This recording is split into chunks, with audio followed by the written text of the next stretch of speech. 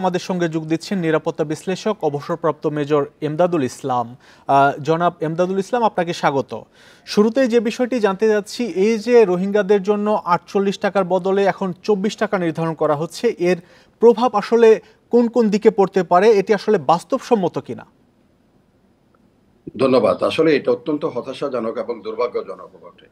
কারণ আমরা এটা লক্ষ্য করে আসছি যে প্রথমত রোহিঙ্গাদের প্রত্যাবাসনের ব্যাপারে কোনো পদক্ষেপ আন্তর্জাতিক সম্প্রদায়ের পক্ষ থেকে তেমন দেখা যাচ্ছে না, বা আমাদের সরকারের পক্ষ থেকেও জোরালো তেমন কোনো পদক্ষেপ দেখা যাচ্ছে না।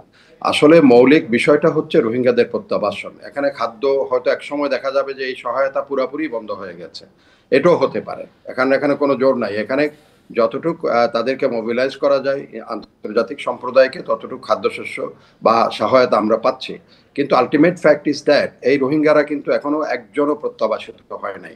এবং এটা খুব আশ্চর্য হওয়ার বিষয় হবে না যদি আমরা দেখি বৃহৎ শক্তিগুলোর ওখানে অন্তকোন্দল যেটা আছে আরাকানকে ঘিরে বা রাখাইন স্টেটকে ঘিরে যেটা চলছে, আরাকান আর্মি ভার্সাস আপনার যে এই যে মিয়ানমার সেনাবাহিনীর মধ্যে, সেখানে রোহিঙ্গারা জড়িয়ে পড়ার সম্ভাবনা আছে এবং এটা আরো বেড়ে যাচ্ছে এখন, যেহেতু তাদের এখানে সহায়তা নাই। হতাশা তাদের মধ্যে বাড়বে এবং সেটা যখন হবে, এই আন্তর্জাতিক সম্প্রদায়ের বৃহৎ শক্তিগুলি সেখানে দ্বান্দ্বিক একটা পরিস্থিতি সৃষ্টি করবে এবং রোহিঙ্গাদের সেখানে ব্যবহৃত হওয়ার বা তারা সেখানে জড়িয়ে পড়ার সমূহ সম্ভাবনা আছে। তখন বাংলাদেশের জন্য শুধু খাদ্য সহায়তার সংকট যে সেটা হচ্ছে সেটা নয় শুধু, তখন বাংলাদেশের স্বাধীনতা, সার্বভৌমত্ব, বাংলাদেশের নিরাপত্তা, এই সমস্ত কিছু এক ধরনের হুমকির মুখে পড়বে এই রোহিঙ্গাদের দ্বারা। আমাদের নীতি কৌশল প্রণেতা যারা আছেন তাদের এই বিষয়টা এখনই বিবেচনায় নিয়ে আন্তর্জাতিক সম্প্রদায় আরো উচ্চকণ্ঠ হওয়া উচিত। রোহিঙ্গা সম্প্রদায়কে প্রত্যাবাসনের জন্য সরকারের এজেন্ডার মধ্যে অন্যতম এটা এজেন্ডা হওয়া উচিত। এখন আমাদের দেশেও একটা জিনিস হচ্ছে ইদানিং, সেটা হচ্ছে রাজনৈতিক এত বেশি আমরা বিভিন্ন কর্মকাণ্ডে বা সংস্কারে এত বেশি জড়িয়ে পড়েছি, রোহিঙ্গা বিষয়টা সেখানে সাইডলাইনে চলে যাচ্ছে অনেকটা। একইভাবে আন্তর্জাতিক সম্প্রদায়ের কাছেও এটা সাইডলাইনে চলে গেছে।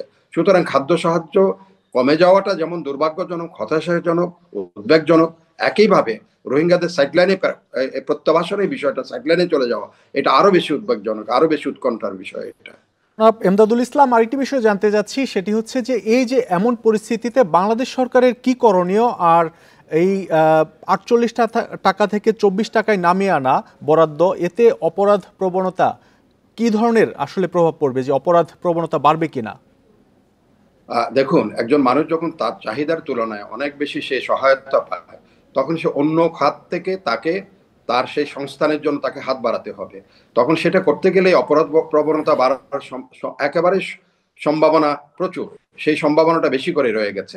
একই সাথে বাংলাদেশ সরকারের কি করণীয়, সেই প্রশ্নটা হচ্ছে, বাংলাদেশ সরকার এখন যেমন এই যে আমাদের মাননীয় প্রধান উপদেষ্টা ২৫, ২৬, ২৭ তারিখে চায়না যাওয়ার একটা প্রোগ্রাম আমরা বিভিন্ন গণমাধ্যমে দেখছি।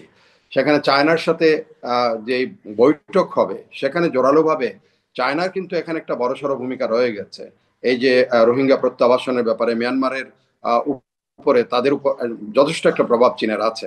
সেই প্রভাবটা কাজে লাগানোর চেষ্টা করতে হবে। একইভাবে আন্তর্জাতিক সম্প্রদায়, যেমন এর ভিতরেই আমরা দেখেছি যে মিয়ানমারের জান্তা প্রধান জেনারেল মিয়ং মস্কো সফর করেছেন, সেখানে রাশিয়ার সাথে একটা বোঝাপড়া তার আছে। এগুলি যদি বেশি করে এগুলি নিউট্রালাইজ করা না যায় ডিপ্লোম্যাটিক্যালি, তাহলে হবে কি, তারা প্রত্যাবাসনের দিকে কোনো ধরনের কেয়ার করবে না। তো সেটা করার জন্য যেই দুটা শক্তি এখন মিয়ানমার জনতাকে সহযোগিতা করছে, তার মধ্যে চীন এবং রাশিয়ার সাথে আমাদেরও সম্পর্ক রয়েছে।